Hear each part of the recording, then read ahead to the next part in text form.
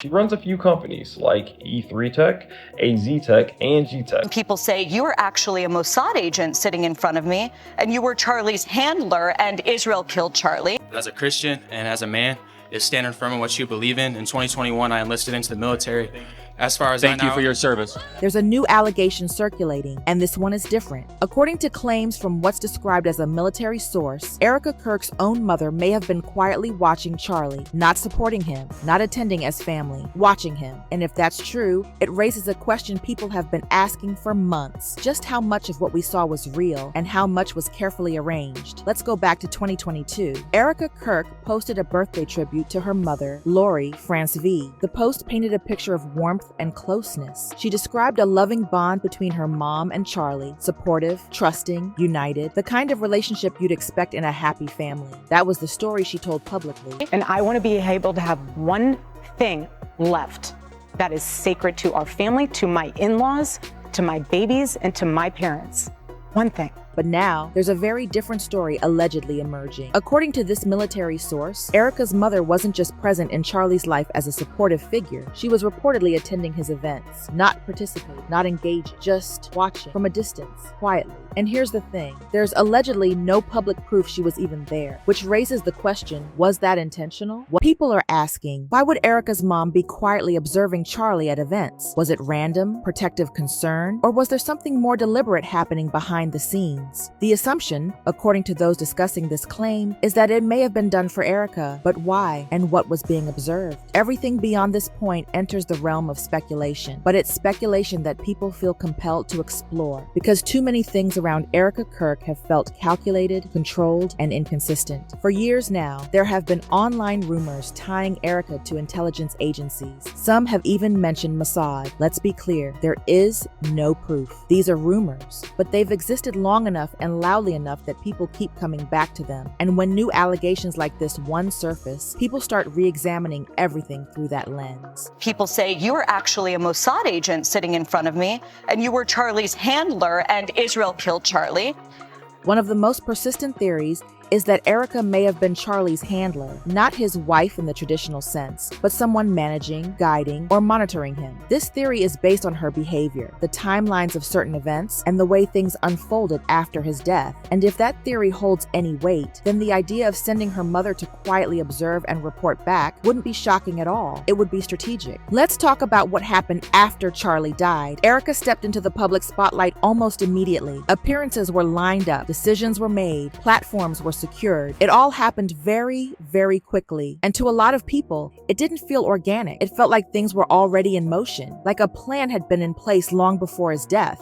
It's the little things, and I know that people who have experienced loss totally understand what I'm saying. It's the small things that just get... Think about it. Most people, when they lose someone they love, need time. They need space to grieve, to process, to figure out what comes next. But Erika, she was out there, front and center, speaking, appearing, taking control. And while everyone handles loss differently, the pace of it all felt off. It felt rehearsed. People noticed her presence, and they noticed how it didn't match what they expected from someone in mourning. Some compared her entrances to WWE-style moments. Big energy, dramatic lighting, even fireworks at certain events.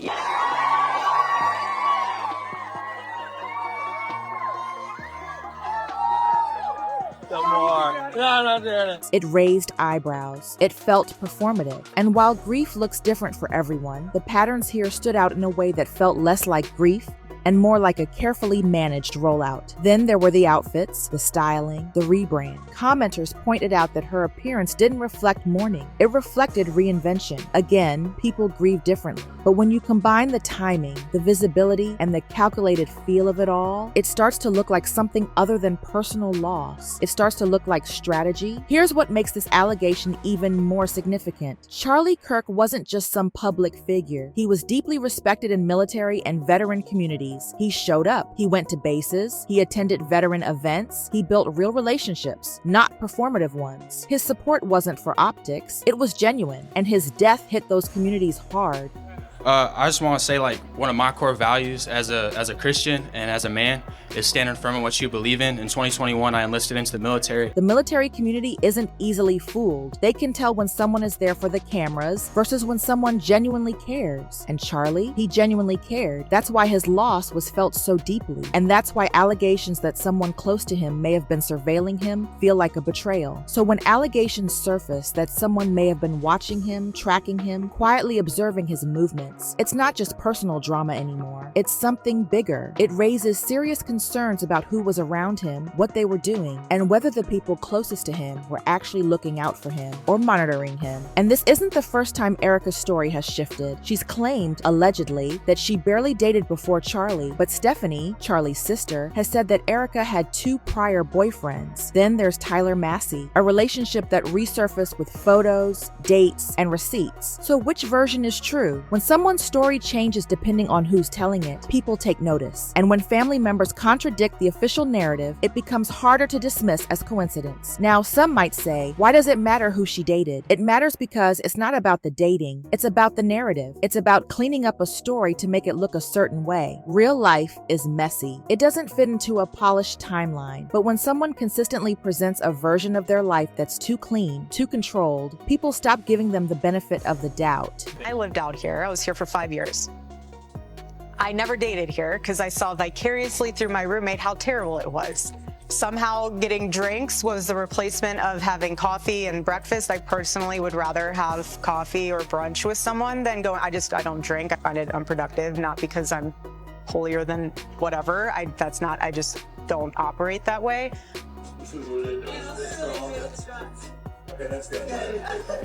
But I always thought it was very strange how she would go to drinks with one guy and then go to dinner with another.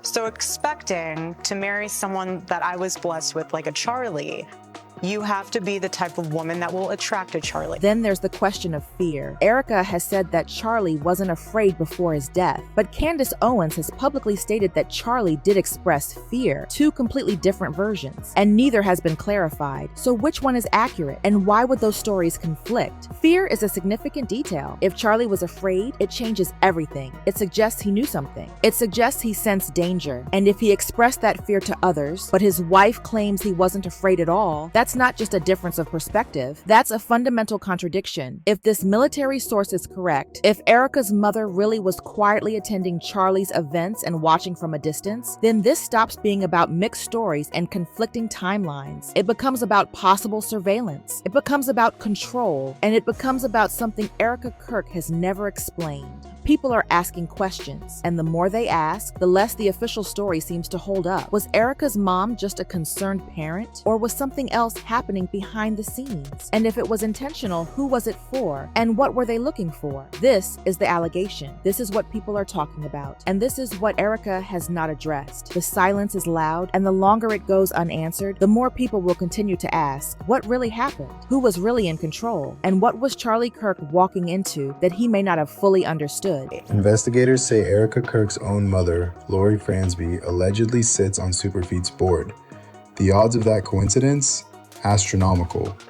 One researcher called it a 22 billion to 1 alignment of interests.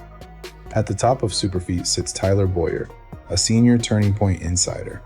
And if reports are true, that means the data of American citizens may have been routed through a foreign registered company run by the same people shaping their politics.